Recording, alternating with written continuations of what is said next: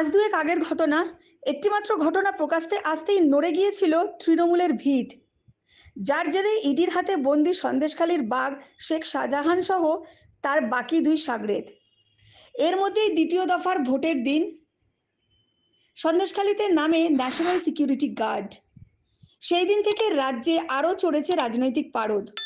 এর মধ্যেই প্রকাশ্যে এসেছে বিস্ফোরক তথ্য, সন্দেশখালীর গোটা বিষয় নাকি সাজানো ঘটনা। আর এর নেপথ্যে কে রয়েছে?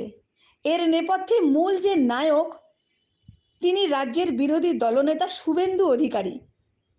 গতকাল থেকে একটি বিশেষ ভিডিও ভাইরাল হয়েছে, যাতে দেখা যাচ্ছে সন্দেশখালীর 2 নম্বর ব্লকের বিজেপির মণ্ডল সভাপতি গঙ্গাধর কয়াল বলছেন, স্থানীয় বাসিন্দা মহিলা জবারানী সিংহকে নিয়ে সন্দেশখালীতে কিভাবে এই ঘটনা তৈরি করতে হবে এবং তা শুভেন্দু অধিকারীর নির্দেশে এবং টাকা ও মোবাইল ফোন দিয়ে সাহায্য করা হয়েছে, এই অভিযোগ উঠছে।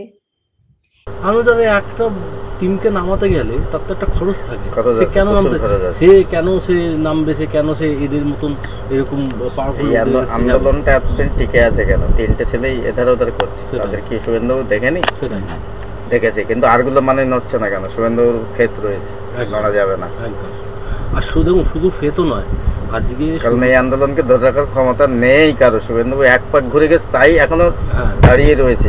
আমি ঘুরছি, আমি বুঝতে পারছি কি হয়ে আছে। তাই নয়, আজকে শুভেন্দু দা তার লোকদের দিয়ে টাকা পাঠানো, মোবাইল পাঠানো, সব সাপোর্টগুলো দিচ্ছে বলে শুনুন দাদা, খালি জিনিসে কিচ্ছু হবে না। এই ভিডিও প্রকাশ্যে আসতেই তীব্র শোরগোল শুরু হয়ে গেছে রাজ্যে।